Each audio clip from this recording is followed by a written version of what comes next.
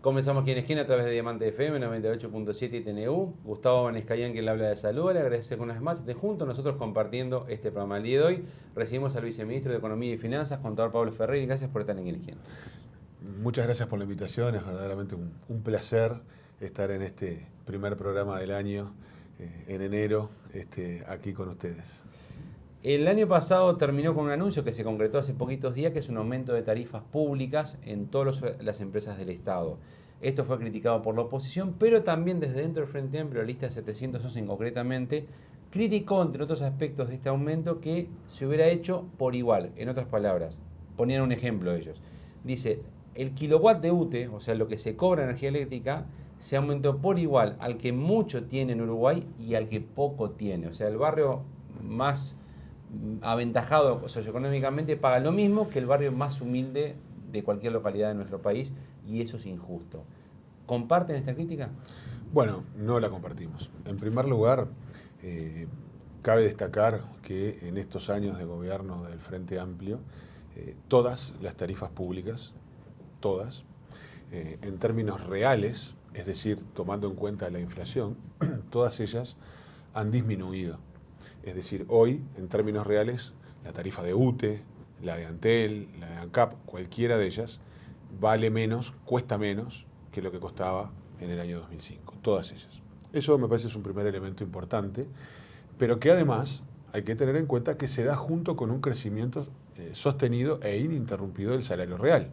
Es decir, los uruguayos en términos reales ganamos más y tenemos tarifas que son más baratas. Por lo tanto, la relación de las tarifas con los ingresos de los hogares, esa relación ha mejorado muchísimo en beneficio de los uruguayos.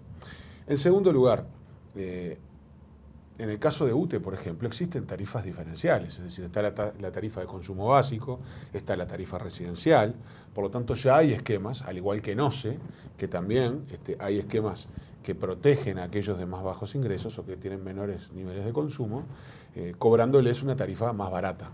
Que haya aumentos, que además tengamos en cuenta que en el caso de OCE fue un aumento exactamente por la inflación, y en el caso de UTE fue un aumento por la mitad de la inflación y que por lo tanto en términos reales vuelve a bajar. Hay esquemas diferenciales donde aquellos más humildes tienen tarifas más bajas. Esto también se dio, por ejemplo, en el caso del Supergas, donde hubo un aumento para ir reduciendo el subsidio que tiene el Supergas, pero no hubo aumento para los sectores más necesitados. Por lo tanto, hay un esquema diferencial en las tarifas y eso es así y fácilmente o sea, el se puede 711 se comprobar. equivoca en su análisis con respecto a este punto. Bueno, no, cada uno puede hacer el análisis que quiera. Yo no soy quien para decir quién se equivoca o no. No es eso lo que digo. Lo que doy mi visión con hechos de la realidad. Es decir, hay tarifas diferenciales en UTE, en OCE y, por ejemplo, en el caso del Supergas. ¿Es más fácil hacer caja aumentando tarifas que poniendo un impuesto? Pero no se trata, Gustavo, de un tema de hacer caja. Cuando decimos que las tarifas aumentan lo mismo que aumenta la inflación, o en algún caso la mitad de lo que aumenta la inflación, estamos diciendo que en términos reales o se mantiene la tarifa o baja. Por lo tanto, no se puede hablar en un caso así de hacer caja. El presidente dijo que se podían bajar las tarifas. La decisión sobre las tarifas ¿La tienen ustedes? fue resuelta, no por el Ministerio de Economía, fue resuelta por el presidente de la República trabajando en equipo con los presidentes de las empresas y con los ministros del ramo, con el director de la OPP, la ministra de Industria, nosotros. Por lo tanto, es una decisión de equipo. Podrá haber alguna opinión individual, pero el que resuelve... Pero era posible bajarlas. El que resuelve no es el solamente presidente. aumentarlas por menos de la inflación o por la inflación. Nosotros teníamos una visión diferente y la visión que primó en un trabajo de equipo fue la que se comunicó a la ciudadanía. ¿Se puede soñar con en el momento que se bajen las tarifas, que ni siquiera aumenten por inflación? Bueno, lo que pasa es que cuando se fijan las tarifas se toman en cuenta la evolución de los costos de el bien que se provee o el servicio que se provee. Por ejemplo, se toma en cuenta la evolución de los salarios, se toma en cuenta la evolución del tipo de cambio, se toma en cuenta en el caso de ANCAP la evolución del barril del petróleo, y todos esos elementos juegan. La pregunta es, ¿estamos dispuestos los uruguayos a que las empresas públicas tengan pérdidas por estos conceptos, por no ajustar las tarifas? Yo creo que no es el escenario en el cual debieran moverse las empresas públicas. Venimos de experiencias que han demostrado que ese no es el camino y que por lo tanto tenemos que preservar la salud financiera de las empresas. Ustedes, Cuando hablamos, si uno estuviera diciendo generamos un aumento del 20% de las tarifas cuando la inflación fue el 6,5%, bueno, ahí podríamos hablar de un tarifazo o de hacer caja, pero Pero acá no levantarán más dinero a rentas generales, ¿es solo para pagar lo que se pagan las empresas? Y si tomamos en cuenta que la evolución de los salarios va a estar alineada con la inflación, en el caso de los salarios públicos, si tomamos en cuenta que el barril del petróleo, en la última vez que se había tomado en cuenta, que fue en julio del año pasado, cuando se hizo una rebaja del 8% del gasoil, el barril del petróleo estaba aproximadamente a 45. Y cuando se tomó la decisión a fin del año pasado estaba a 63.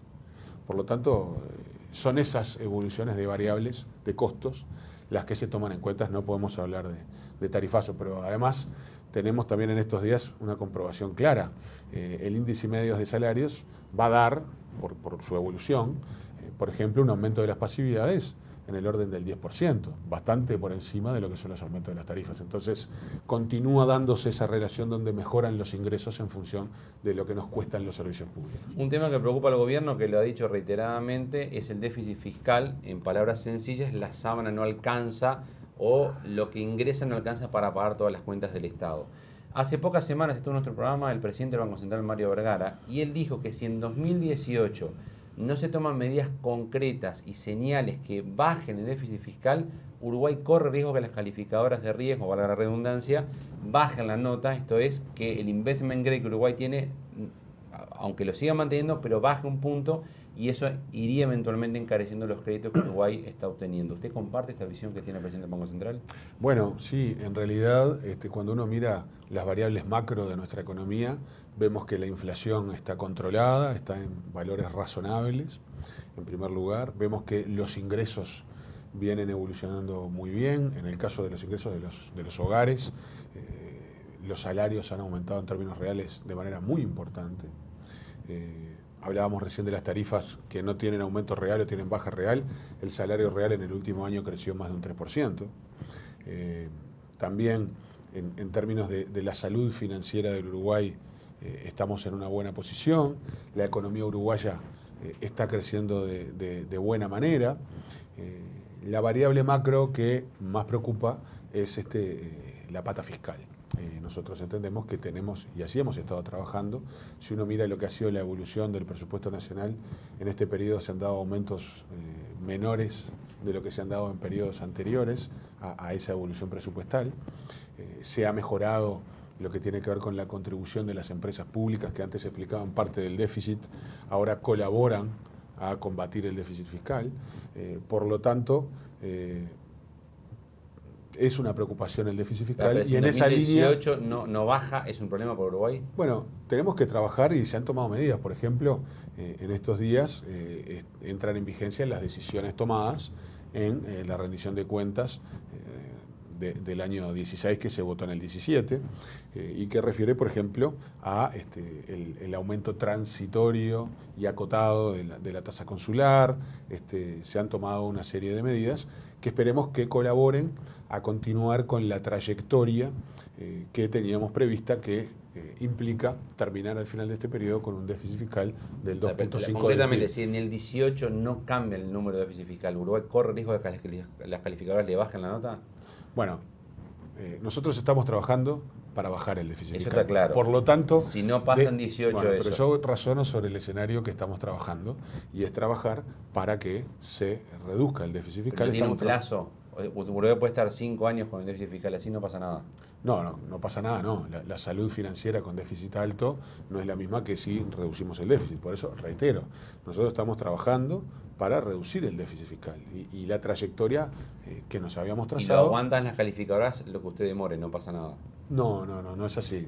Pero yo razono sobre el escenario que trabajamos. Puede haber 200 escenarios, pero el escenario que estamos trabajando es de un fuerte compromiso para cumplir con el programa de gobierno del Frente Amplio, generar mejoras en la educación, en la salud, en la vivienda, en el sistema de cuidados, darle a la gente lo que se merece, pero cuidando la salud fiscal. ¿Por qué no No es un problema, Gustavo, de las calificadoras. Bueno, sí, porque el crédito de Uruguay le va a Pero encarecer, es un problema. va bastante más allá. La salud fiscal de un país no es una entelequia. Los déficits fiscales que se traducen en deuda pública son pagados por las futuras generaciones. Entonces, pensando en las futuras generaciones, más que en las calificadoras, es algo sobre lo cual tenemos que tener cuidado. Tanto por las futuras generaciones como por las calificadoras. Y en ese sentido, sí, estamos dentro de la trayectoria que nos habíamos previsto. ¿Usted dice que en 2018 baja el déficit fiscal o no? Bueno, estamos trabajando. Yo, futurología por ahora, bueno, pero no se tomó medidas. Pero hemos tomado medidas, hemos sido muy prudentes para poder avanzar en esa línea. Tenemos una rendición de cuentas en el año 18, donde también tendremos que avanzar con un doble concepto, por decirlo de alguna manera, con la prudencia necesaria para cuidar la salud fiscal y la audacia para poder avanzar en el cumplimiento del programa. ¿Descarta que haya un nuevo aumento de impuestos? No está previsto. ¿No precisa recaudar más impuestos para arreglar el déficit fiscal? En este momento no está previsto. ¿No lo descarta del todo? Está fuera de lo que estamos analizando. ¿Recorte de gastos debería de haber para arreglar el déficit fiscal? Bueno, siempre se puede mejorar la eficiencia. Yo creo que el Estado uruguayo ha dado pasos importantes, pero tiene pasos por dar en lo que tiene que ver con la calidad del gasto. Esto es un aspecto absolutamente fundamental. Uruguay tiene mucho para hacer en esa materia, no solo para gastar menos haciendo lo mismo, sino para, con los recursos existentes, dar más y mejores servicios a la población. Pero si van a estudiar un recorte de gastos, entonces. Bueno, vamos a ver, más que recorte de gastos, cómo se puede utilizar el presupuesto nacional de una mejor manera para beneficio de los uruguayos. A ver, para los que no somos contadores ni economistas, en sencillo, o me entra más plata o gasto menos, si no, el déficit va a estar mal igual. Bueno, con las medidas que se han tomado, sí, vinculadas a los ingresos, pero que ya se tomaron en rendiciones de cuentas anteriores, más una evolución de la economía que viene creciendo a un ritmo importante, cuando además lo miramos en un contexto regional, el caso de Uruguay es motivo de orgullo, entendemos que eso nos va a permitir, siendo prudentes en materia fiscal, avanzar en la línea que tenemos prevista. O sea, lo que no podría entonces es aumentar los gastos. Bueno, veremos cómo nos paramos frente a una rendición de cuentas. Estamos en la primera semana de enero, este trabajo nos va a llevar hasta el plazo que es el 30 de junio. No puedo, antes de comenzar a recorrer todo el camino, saber cuál va a ser el punto final. Pero el objetivo de ser prudentes y audaces, prudentes para cuidar la salud financiera, para cuidar la salud fiscal, pero la audacia para avanzar en el cumplimiento del programa, van a ser los elementos que nos van a guiar. Locas aventuras de gasto no puede haber. Nosotros nunca hemos, en estos ya 13 años de gobierno, tenido locas aventuras. Eso no puede haber.